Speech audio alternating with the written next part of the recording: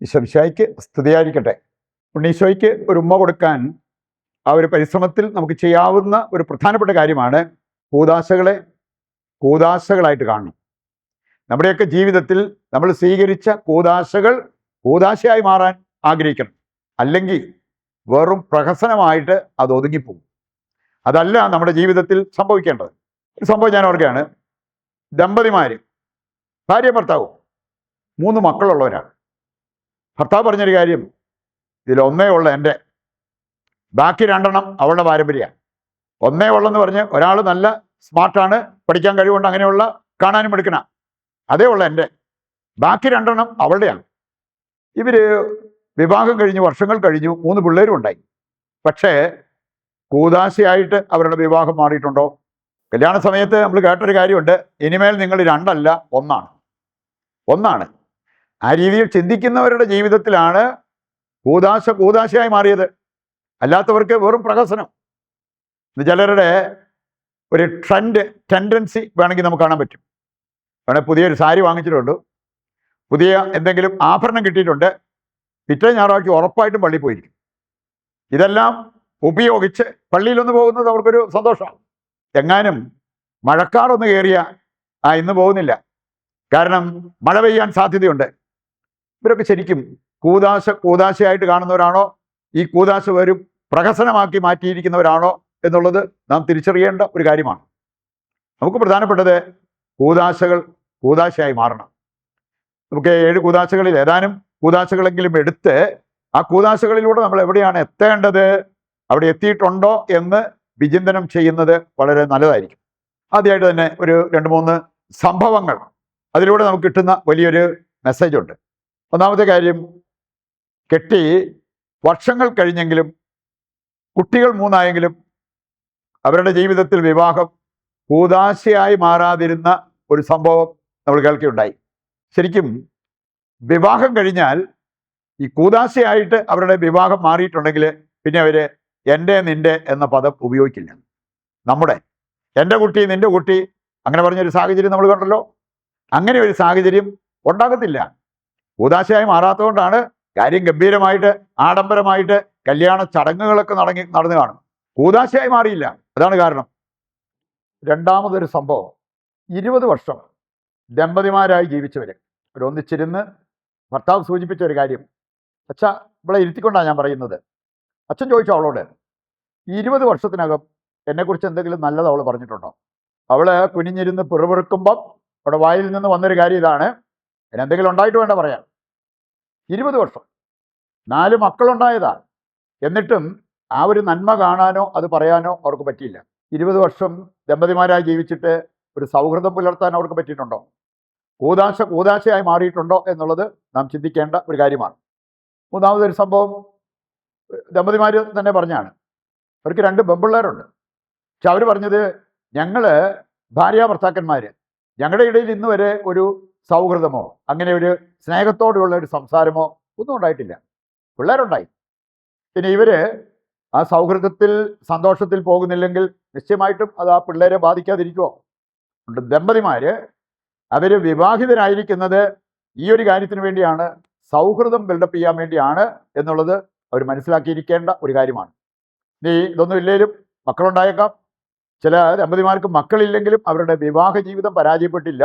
കാരണം അവര് പരസ്പരം സ്നേഹിച്ച് ആ സൗഹൃദം ബിൽഡപ്പ് ചെയ്ത് അതിൽ ജീവിക്കുന്ന ദമ്പതിമാരാണ്. നമുക്കിനി മറ്റ് ചില കൂദാശകളെ കുറിച്ച് കൂടി മനസ്സിലാക്കിയിരിക്കാം.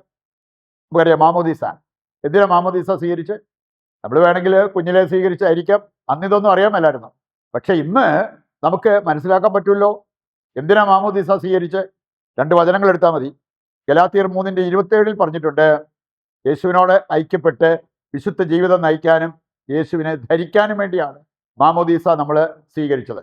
റോമാലേഖനം 8:1 മുതൽ വായിക്കുമ്പോൾ അവിടെ പറഞ്ഞിട്ടുണ്ട്, പാപത്തിന് മരിച്ച് ആത്മാവിൽ ജീവിക്കാനുള്ള ഒരു വിളിയാണ് അതിലൂടെ നമുക്ക് ലഭിക്കുക. നമുക്കറിയാലോ, മാമോദീസ തൊട്ടി എന്ന് പറഞ്ഞാൽ അതൊരു ശവകുടീരമായിട്ടും അതുപോലെ തന്നെ ഒരു ഉദരമായിട്ട് നമ്മൾ കാണണം. പാപത്തിന് മരിക്കുക, വീണ്ടും ജനനം പ്രാപിക്കുക, അങ്ങനെ ആത്മാവിലുള്ള ജീവിതം നമ്മൾ നയിക്കണം. അതിനുവേണ്ടിയാണ്. ഇങ്ങനെയുള്ള കാര്യങ്ങൾ നമ്മൾ ശ്രദ്ധിക്കുന്നില്ലെങ്കിൽ ഈ മാമോദീസ വെറും ഒരു പ്രഹസനമായിട്ട് ഒതുങ്ങിപ്പോകില്ലേ എന്നുള്ളത് നാം മനസ്സിലാക്കണം. ലൂക്കായുടെ സുവിശേഷം 2-ാം അധ്യായം അതിൻ്റെ 52 എടുക്കുമ്പോൾ മൂന്നാമതൊരു കാര്യം നമുക്ക് കാണാൻ സാധിക്കും. അതാണ് സ്ഥൈര്യലേപനം വഴി സംഭവിക്കേണ്ട ഒരു കാര്യം. യേശുവിൻ്റെ വളർച്ചയെക്കുറിച്ച് അവിടെ പറഞ്ഞിട്ടുണ്ട്. പ്രായത്തിലും ജ്ഞാനത്തിലും ദൈവത്തിൻ്റെയും മനുഷ്യരുടെയും പ്രീതിയിലും അവൻ വളർന്നു വന്നു. ഈ വളർച്ചയാണ് ഓരോ ക്രിസ്ത്യാനിയുടെ ജീവിതത്തിൽ സ്ഥൈര്യലേപനത്തിലൂടെ സംഭവിക്കേണ്ടത്.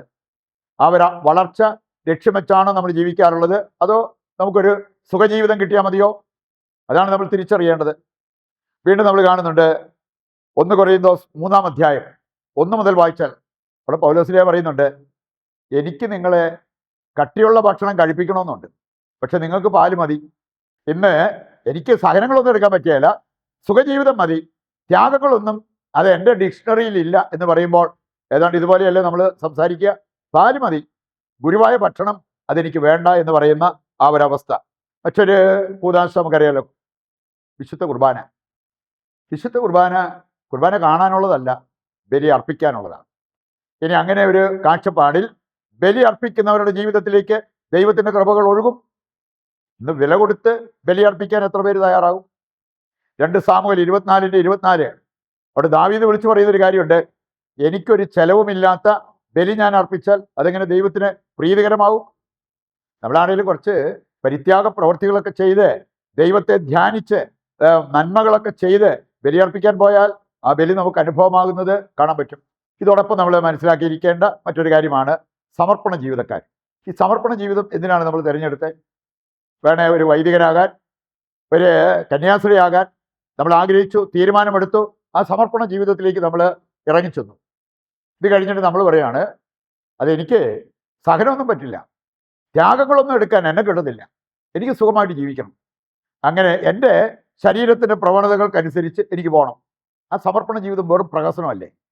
ശരിക്കും സമർപ്പണ ജീവിതക്കാർ അവർ വിളിക്കപ്പെട്ടിരിക്കുന്നത് ദൈവരാജ്യത്തിന് വേണ്ടി ജീവിച്ച് ദൈവരാജ്യത്തിന് വേണ്ടി അധ്വാനിക്കാൻ, അവരുടെ ആത്മരക്ഷയും ആത്മാക്കളുടെ രക്ഷയും ലക്ഷ്യമാക്കി ജീവിക്കാനുള്ള വിളി ലഭിച്ചവരാണ്. അവർ കാഴ്ചപ്പാടിൽ ജീവിക്കുന്നില്ലെങ്കിൽ നമ്മുടെ സമർപ്പണ ജീവിതവും വെറും ഒരു പ്രഹസനമായി മാറും. ഒന്നും വരാതെ നമ്മൾ ഏറ്റെടുത്ത കൂദാശകൾ, ഇനിയും ഏറ്റെടുക്കുന്ന കൂദാശകൾ കൂദാശയായി മാറണം. വെറും പ്രഹസനമായിട്ട് ഒതുങ്ങിപ്പോകരുത്. അതിനൊരു തീരുമാനമെടുത്ത് നമുക്ക് പ്രതിഷ്ഠാ ജപത്തിൽ പങ്കുചേർന്ന് പ്രാർത്ഥിക്കാം. ദൈവത്തിൻ്റെ വചനം ഹൃദയത്തിലേക്ക് ഏറ്റെടുത്തവരാണ് നമ്മൾ.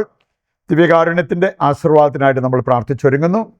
നിങ്ങളുടെ പ്രത്യേക നിയോഗങ്ങളെല്ലാം ഈ അൾത്താരയിൽ സമർപ്പിച്ച് ദൈവത്തിൻ്റെ അനുഗ്രഹത്തിനായിട്ട് യാചിക്കുക. നമ്മുടെ പ്രാർത്ഥനാ നിയോഗങ്ങൾ കർത്താവ് കൈക്കൊള്ളുന്നു എന്ന വിശ്വാസത്തോടെ ദൈവത്തെ സ്തുതിച്ചുകൊണ്ട് ദിവ്യകാരുണ്യത്തിൻ്റെ ആശീർവാദം നമുക്കിപ്പോൾ സ്വീകരിക്കാം. യേശുവേ നന്ദി, ഹല്ലേലൂയ. യേശുവേ ആരാധന, യേശുവേ നന്ദി, യേശുവേ സ്തുതി.